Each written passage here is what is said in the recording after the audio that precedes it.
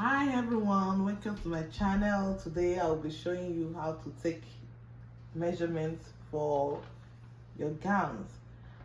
It's going to be part 1 today. In the next episode I'll be showing you how to take skirts, blouses, gowns for children and so on. So let's get started. Taking a gown measurement, you want to make sure you start from the highest point of the shoulder very close to the neck, because if you bring it down here, that is not right.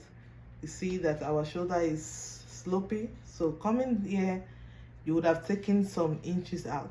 So you make sure you move your tape to the highest point of your shoulder and over the bust. Don't measure on the side like this, that is also not right. So bring your tape over the bust and measure to the desired length.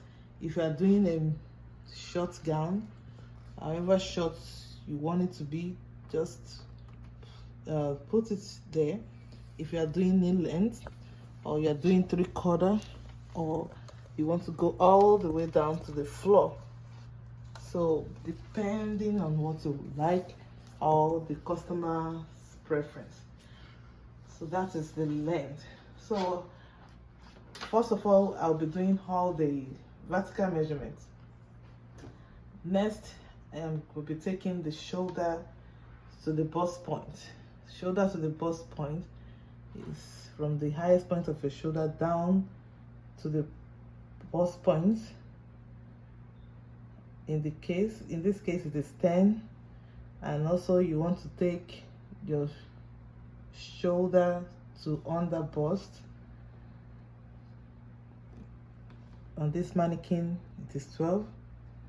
Also shoulder to waist. On this mannequin it is 16. The smallest part of your midsection is where you put your waist. So, and it also depends on the style that you are making. All right. Another vertical measurement can also be your shoulder to the hip. In this case now, you can bring your tape to the side. You want to know where you are going to shape your hip.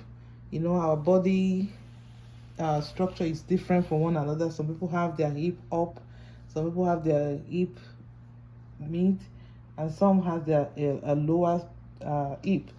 So it depends on your body type. So that is why you need to measure from your shoulder to the hip, so that you know where to position your hip while you're cutting. And another important measurement is the shoulder to the waist at the back. The way women body build, your shoulder to the waist at the front is different from your shoulder to the waist at the back. That is why in most cases you see some people having a bulge at the back when they are wearing a particular style. So if you don't want to eradicate any bulge, so you need to measure the shoulder also from the highest point of the shoulder to the waist. So in this case I will say it is 15. So you remember when we measured the front, it was 16, so that's 1 inch difference. In most cases it is 1 inch difference, but in some people it can be 2 inches different. I mean that, like, if let's say their shoulder to the waist is 17, at the back it can be 15. So that is why it is very important to measure it. So now I'll be taking the horizontal measurement. So I'll start with the bust. The bust here, make sure it's firm, but at the same time you are able to move it around. Yeah, so in this case I will say 32 and a half. And you see, you should be able to put the tip of your fingers in the tape and you should be able to move it around. If it is too tight and you finish sewing, it might be tight. Also, you want to measure under the bust, exactly under the bust. So also make sure it is firmly placed and you're able to move it around like that. Also, you want to measure the waist itself, the smallest part of your midsection, and also make sure you're able to move it around. Then you come down to the hip, the widest part of your hip section.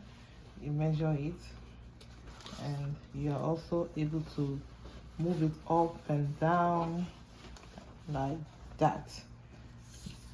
Also, you want to measure the bust point. Yeah, it is 7. Then you want to measure the chest. So I'm measuring the chest because the way our body is built, the chest is narrower than the back, the shoulder itself. So if assuming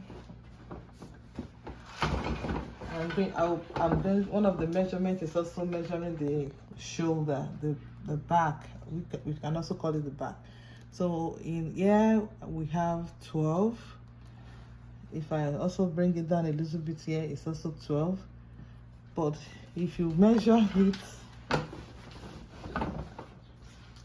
at the front, you will see here that it is 11. So the way our body is built, it tends to curve in a little bit at the front. So you have to take note of that. If you cut it, make it 12. That is why you have excess, and your clothes will fold at those corner. So you don't want that. So I think we taking all the vertical measurement. Then you want to come down to the sleeve. If you are able to measure the sleeve appropriately, I will be measuring from this other hand that is straight. So you can measure your sleeve. You want to measure short sleeve depending on your preference, or 3/4 sleeve, or long sleeve.